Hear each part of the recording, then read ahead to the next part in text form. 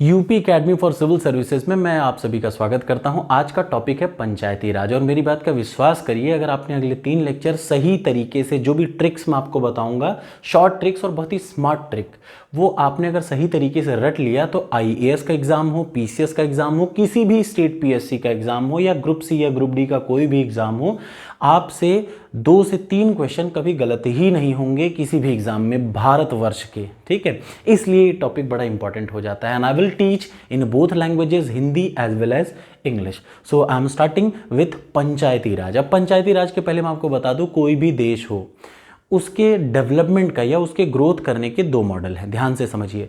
पहला है top down approach. Top down approach का मतलब समझ रहे हैं, मैं ऊपर से पॉलिसी बनाऊं। टॉप डाउन का मतलब ऊपर से पॉलिसी बनाऊं और उसका इंप्लीमेंटेशन नीचे वाला करे। फॉर एग्जांपल, पॉलिसी ऊपर से बने और उसको इंप्लीमेंट कौन करे? नीचे वाला आदमी करे। और दूसरा अप्रोच होता है bottom top approach. Bottom top approach का मतलब हमारी पॉलिसी बेस लेवल पे बने और जब निचली स्तर का या जमीनी स्तर पे ग्रोथ होगी तो ऑटोमेटिकली ऊपरी स्तर पे ग्रोथ हो जाएगी। समझ में आ रहा है ना? तो ग्रोथ के 2 मॉडल हैं, एक कि ऊपर से ग्रोथ करना शुरू करिए फिर नीचे जाए, और दूसरा बेस लेवल पे ग्रोथ करिए और जब बेस लेवल का मतलब बेसिक ग्राउंड ग्रोथ पे हो जाएगा या गांव की ग्रोथ हो जाएगी तो ऑटोमेटिकली ऊपर लेवल पे ग्रोथ हो ही जाएगी।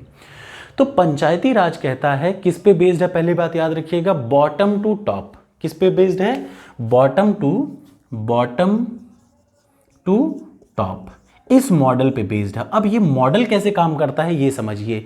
ये कहता है कि गांधी जी का वर्ड है क्या? ये मैंने आपको पहले भी बताया था, मैं फिर बता दूं। गांधी जी का वर्ड है कि भारत की जो आत्मा है वो गांव में बसती है। तो अगर हमें भारत का विकास करना है, क्योंकि आज भी 65% से ज़्यादा गाँव है भारत में, तो भारत का विकास करना है तो हमें किसका विकास करना चाहिए?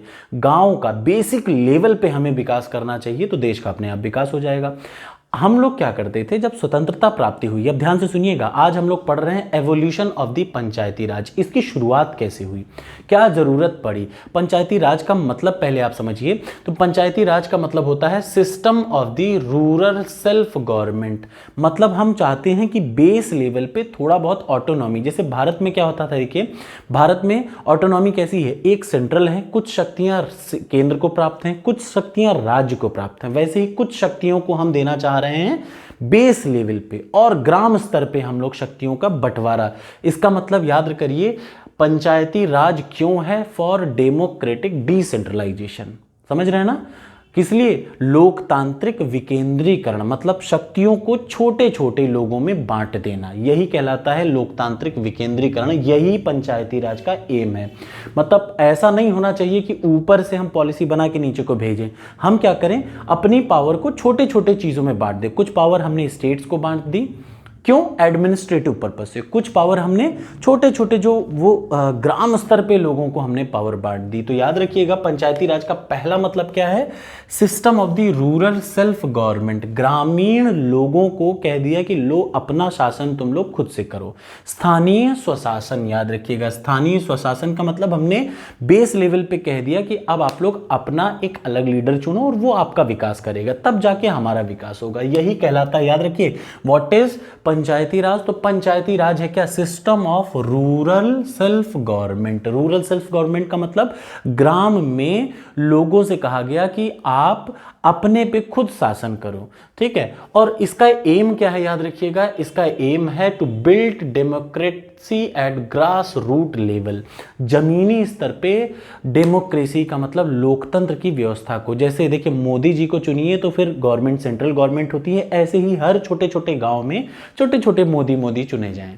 तो बस यही कहलाता है, यही इसका एम है, to build democracy at grass root level. छोटे छोटे गांव में नेता चुनना, बस ऐसा समझ लीजिए। ठीक है, तो ये है क्या? पंचायती राज। अब इसकी शॉर्ट ट्रिक है, इसका एवोल्यूशन हम लोग पढ़ेंगे जो सबसे ज़्यादा इंपॉर्टेंट है। तो सबसे पहले मैं एक बात आपको बता दूं, भारत स्वतंत्र हुआ 1947 में।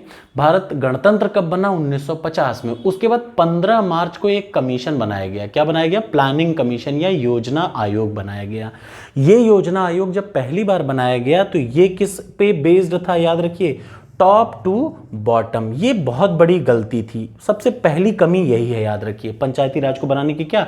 टॉप टू बॉटम का मतलब हमने ऊपर को विकास करना शुरू किया, वहां से विकास नीचे तरफ जाए। जो कि गलत था। हमें करना क्या चाहिए था, हम निचले स्तर पे विकास करते तो ऊपरी स्तर अपने आप गांधी जी का यही कहना था कि हम निचले ग्रास रूट लेवल पे विकास करें तो बड़े बड़े शहर अपने आप विकसित हो जाएंगे। लेकिन हमने किया क्या, प्लानिंग कमीशन किस पे बेस्ड था, टॉप टू बॉटम अप्रोच। बहुत इंपॉर्टेंट है, याद रखिए प्लानिंग कमीशन किस पे बेस्ड था, ऊपर से नीचे जाने पे। मतलब हम लोग ऊपर को पावर दे रहे थे, नीचे को हम लोग ध्यान नहीं दे रहे थे। तो बस उसी लिए बनाया पंचायती राज। और इसकी शुरुआत कैसे हुई, तो याद रखिए इसके एवोल्यूशन का ट्रिक यही है कि चाहे आईएएस का एग्जाम हो, हर एग्जाम में ये आता है कि यह कमेटी किससे संबंधित, निम्न में से कौन सी कमेटी पंचायती राज से कमेटी संबंधित है पंचायती राज से। तो याद रखिएगा बहुत ही इंपॉर्टेंट है।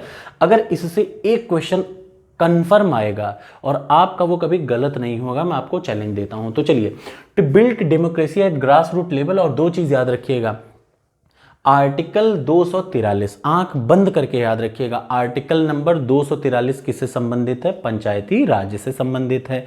आर्टिकल 243 से ओ तक, 243 उसके बाद 243 ए, 243 बी, ऐसे करके 243 ओ तक पंचायती राज का मतलब याद रखिए किससे संबंधित है, पंचायती राज से संबंधित है।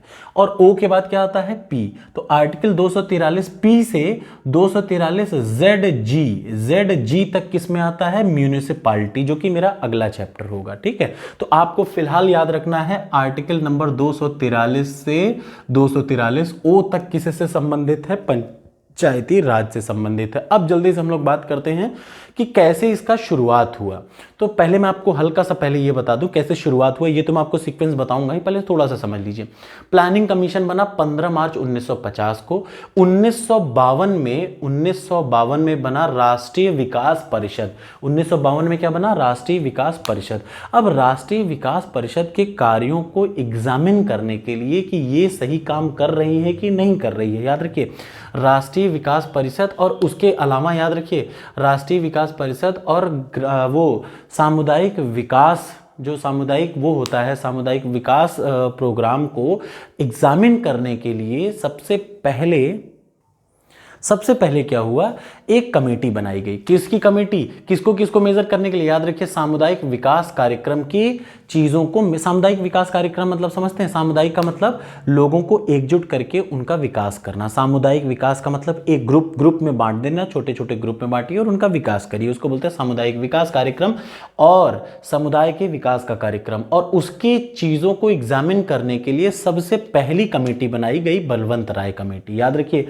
तो सबसे पहली कमेटी कौन सी बनी, पंचायती राज का एवोल्यूशन का सबसे पहली कमेटी क्या, बलवंत राय कमेटी। अब सबसे इंपॉर्टेंट है कि एक चीज ध्यान से देखिएगा। तो सबसे पहले मैं आपको बता दूं कि कौन कौन सी कमेटी पंचायती राज से शुरुआत होती है। तो सबसे पहली कमेटी कौन सी थी, बलवंत राय कमेटी 1957 में। ये क्यों बनाई गई थी, तो याद रखिएगा नेशनल एक्सटेंशन सर्विसेज और राष्ट्रीय सामुदायिक विकास मतलब सामुदायिक विकास कार्यक्रम को एग्जामिन करने के लिए कि वो सही काम कर रही है कि नहीं काम कर रही है। तो बनाया क्या, बलवंत राय मेहता कमेटी बनी। अब बलवंत राय कमेटी ने बनी जनवरी 1957 में सेटअप की गई। इसने नवंबर 1957 में अपना पहला वो दिया, क्या राय दिया, जो कमेटी की रिपोर्ट आई, जिसने पहली बार कहा कि हमें ग्राम स्तर पे क्या करना चाहिए, 3 स्तरीय व्यवस्था करनी चाहिए। ये हम लोग आगे डिस्कस करेंगे, फिलहाल आप समझिए एवोल्यूशन को हम लोग समझ लेते हैं इस वीडियो में। अगली वीडियो में हम लोग 1 बाय 1 एक एक को डिटेल में एक्सप्लेन करेंगे। तो चलिए, अगर एक शॉर्ट एवोल्यूशन का जो शॉर्टेस्ट वे है, इससे एक क्वेश्चन फिक्स आएगा यही एवोल्यूशन का। पहले मैं आपको बता दूं, एक सीक्वेंस में ही रटना है आपको। था बल अशोक का दंत हनु, याद रखिए था बल अशोक का दंत हनु और राहु केतु सिंहों वाला। था बल अशोक का दंत हनु और राह केतु सिंहों वाला। था गाड़ दिया उस राज सिंह को, था गाड़ दिया उस राज सिंह को, नरसिंहों से पड़ा पाला। ध्यान से फिर से एक बार और, था बल अशोक का दंत हनु और राहु केतु सिंहों वाला। था गाड़ दिया उस राज सिंह को, नरसिंहों से पड़ा पाला। बस इतनी सी कमेटी हैं, सिर्फ इतनी हैं, जिससे धीरे धीरे कहां पे पहुंचे हम, पंचायती राज को एक क्या संवैधानिक दर्जा मिला, उसके विकास का ये सीक्वेंस है। था बल का मतलब बलवंत राय मेहता, सबसे पहली कमेटी 1957 में। उसके बाद अशोक मेहता 1977 में। मैं आप सब सबको एक एक वन बाय वन एक्सप्लेन करूंगा अगली वीडियो में, फिलहाल आप याद रखिए। था बल का मतलब बलवंत राय मेहता, अशोक का मतलब अशोक राय मेहता, दंत हनु, दंत मतलब क्या, दंते वाला। आप लोग कल ही लोग हल्की हल्की चीजें पढ़ लेते हैं, ये सबको पता होता है, ये सबको पता होता है, लेकिन ये जो दो कमेटी हैं वो बहुत कम लोगों को पता होता है, जो थोड़ा डिटेल में पढ़ते हैं बुक्स को उन्हें पता होता है। तो याद रखिए बलवंत राय मेहता, अशोक मेहता, फिर दंतेवाला कमेटी। याद रखिए दंतेवाला कमेटी 1978 में, एक सीक्वेंस में है 57, 77, 78। हनु, हनु का मतलब हनुमंत राव 78 के बाद 84 में। और राहु, राहु का मतलब राव, GV राव कमेटी 1985 में। सिंहों वाला, सिंहों का मतलब अब आ जाता है सिंघवी कमेटी 86 में। तो याद रखिएगा बलवंत राय मेहता, अशोक राय मेहता, दंतेवाला, हनुमंत राव, GV राव, फिर सिंघवी, ये पहली लाइन को है, ठीक है। और प्लीज मेरी बात याद रखिएगा, एक क्वेश्चन जरूर आता है और अधिकतर आपको दे देगा हनुमंत राव कमेटी से रिलेटेड है कि नहीं। आपने बहुत कम किताबों में मिलेगा तो आपने शायद पढ़ा ही नहीं, गलत ना कर दें आप, लेकिन यहां से आपको गलती के चांसेस 0 हो जाते हैं। तो चलिए, था गाड़ दिया, गाड़ का मतलब पहले था का मतलब थंगुन कमेटी 1988 में, गाड़ का मतलब गाडगिल कमेटी 1988 में। यही सीक्वेंस आपको रखना है। था गाड़ दिया उस राज, राज का मतलब अब यहां तक देखिए, यहां तक कमेटी बनी, यहां तक क्या बनी, सारी कमेटी बनी, जिन्होंने अपनी राय दी, अपनी रिपोर्ट दी, उनके आधार पर जो भी काम हुआ वो हम लोग आगे अगली वीडियो में डिस्कस करेंगे। लेकिन उसके बाद क्या हुआ, यहां से संवैधानिक दर्जा मिलने की प्रक्रिया इसके बाद शुरू हुई। कैसे, तो याद रखिएगा अगर क्वेश्चन आता है कि कौन सी कमेटी के आधार पर ये संवैधानिक दर्जे का बेसिस बना, तो याद रखिए गाडगिल कमेटी के रिपोर्ट के आधार बना वो बेसिस जिस पे संवैधानिक दर्जा मिला किसको, पंचायती राज को। तो अब उसके बाद राज सिंह, राज का मतलब राजीव गांधी गवर्नमेंट ने 1989 में कोशिश की कि चलो इस बारे में संवैधानिक दर्जे के बारे में सोचा जाए। सिंह का मतलब VP सिंह की सरकार आई, जब कब आई, 1989 में। अब देखिए राजीव गांधी ने कोशिश की कि पास किया जाए, इसको संवैधानिक दर्जा दिया जाए, लेकिन राज्यसभा से पास नहीं करा पाए।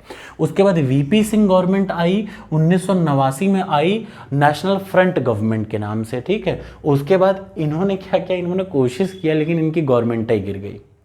इनकी गवर्नमेंट क्या हो गई, गिर गई। जब इनकी गवर्नमेंट गिर गई तो फिर अगली पार्टी आई नरसिम्हा राव कमेटी। तो याद रखिए नरसिम्हा राव गवर्नमेंट ने ही दिलाया, नरसिम्हा राव गवर्नमेंट का मतलब कांग्रेस के पार्टी के थे, ठीक है। नरसिम्हा राव सरकार ने संवैधानिक दर्जा दिलाया किसको, पंचायती राज को। कब, 73वें संविधान संशोधन 1992 के द्वारा। ये 1992 के द्वारा दिलाया किसको, संवैधानिक दर्जा। और याद रखिएगा ये पंचायती राज में 29 विषय हैं और ये विषय जोड़े गए हैं 11वीं अनुसूची में। अनुसूची में याद रखिए 11वीं अनुसूची में 29 विषय हैं और ये विषय 243G में, आर्टिकल नंबर 243G में रखे गए हैं। आपको ये वीडियो कैसी लगी कमेंट बॉक्स में कमेंट करिएगा। अगली वीडियो में क्या बताऊंगा मैं, 1 by 1 एक एक ने क्या क्या कहा, सबकी इंपॉर्टेंट चीज़ें क्या थी, ये सब मैं आपको बताऊंगा। Thank you so much. Please comment box में कमेंट जरूर करिएगा कि कैसा लगा।